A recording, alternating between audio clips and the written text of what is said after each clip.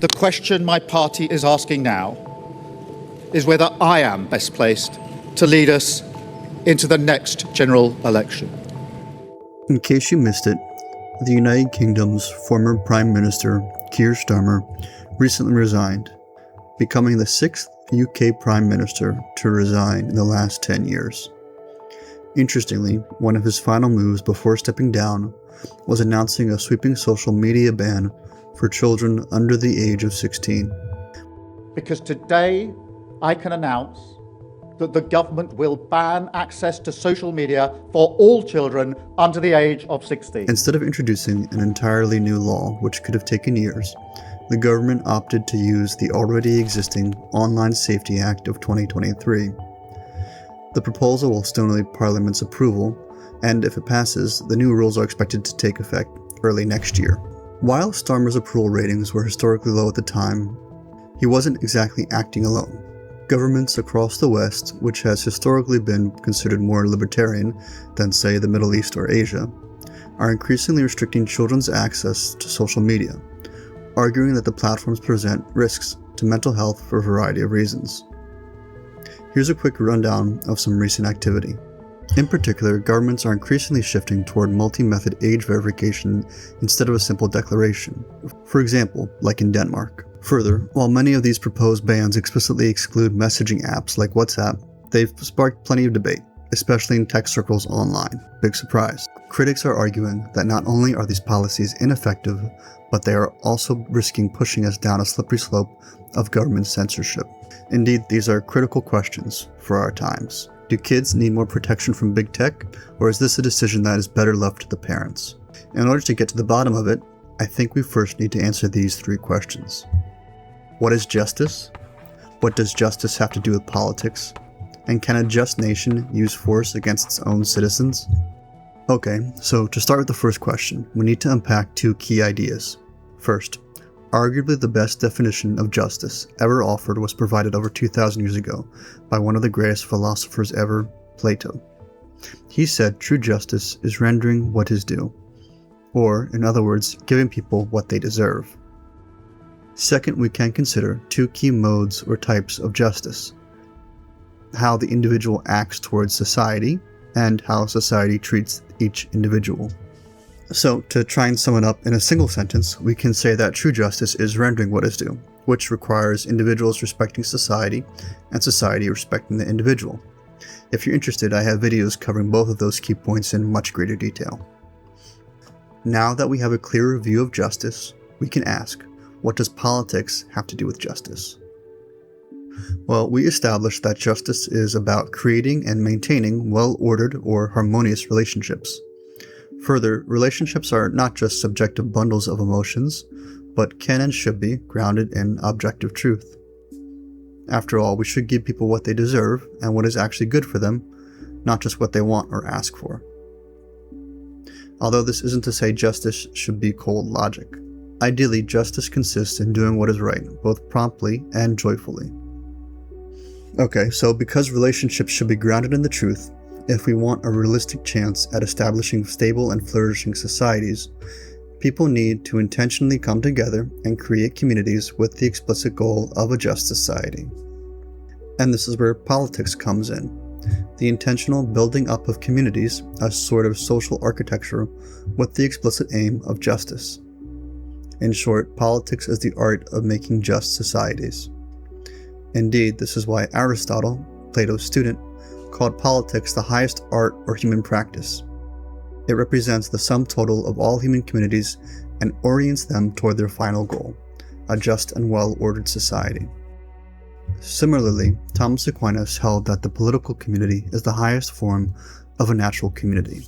However, we should say that a critical part of a healthy political environment is distinguishing acts from persons.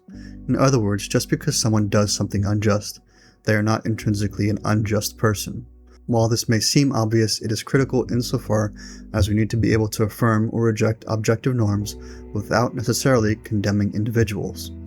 Okay, now that we have a clear view of justice as the true purpose of the political order, we can finally arrive at our main and final question.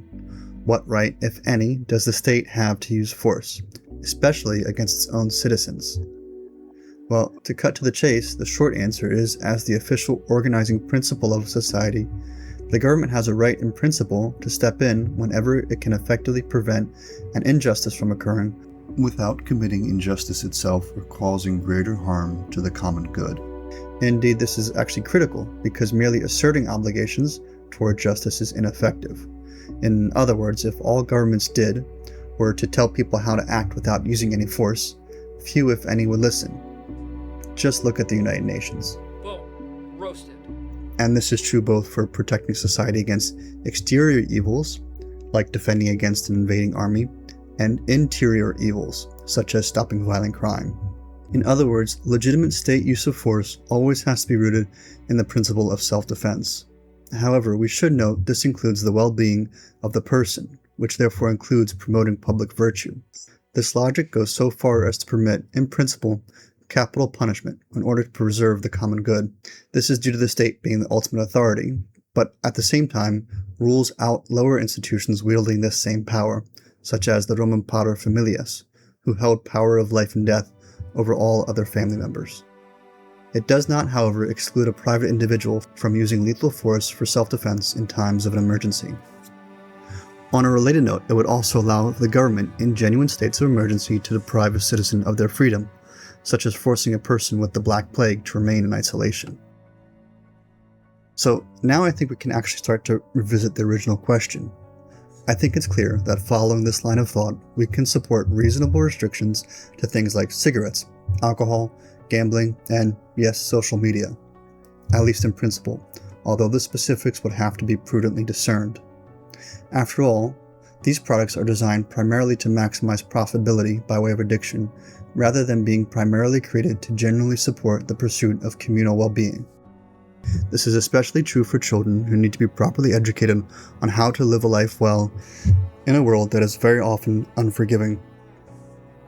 Further, I think it's clear from this line of thought how the state would have an interest in the well-being of children insofar as they are the single key aspect of a continuous and stable civilization.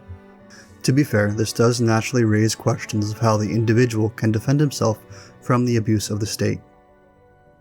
However, under this line of thought, there really is no natural higher authority. The state, after all, is the ultimate level of human society. This is why the perversion of the government as a whole is the single gravest natural threat to mankind. Against a truly evil state, it would seem, the only real response is revolution or regime change. Indeed, along this line of thought, the 20th century German philosopher Josef Pieper, who inspired this video, critiques the idea that technology can manufacture a just society.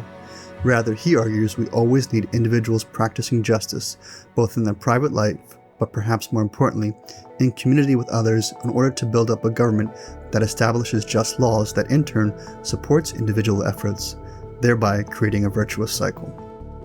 Okay, so with all that said, I think this is a good place to wrap up. To summarize, we started by defining justice as rendering what is deserved and arguing that the human person is a communal creature who needs to be in harmony with the rest of society. This vision of the human person in society then led us to viewing the state not as a neutral conflict resolver, but an organ of virtue, where the common good can trump private desires, at least in principle. In this view, the good is not reduced to mere consent, but is rather the full flourishing of the human person in a just society. And finally, for any skeptics that somehow made it to the end of this video, I'd like to offer one final quote from Josef Pieper before I let you go. Perhaps as a consequence of what has happened throughout the world during the past decades, and is still happening, we are now newly gifted to see what is properly involved in such a fundamental consideration. The answer is no longer self-evident. The most extreme formulations, and realizations too, of absolute untruth have come to the fore, and thus the deepest foundations of truth are once more called into question, because they are expressly attacked. It is therefore opportune, and indeed necessary, to think these matters through in a new and more radical fashion. Until next time, friends.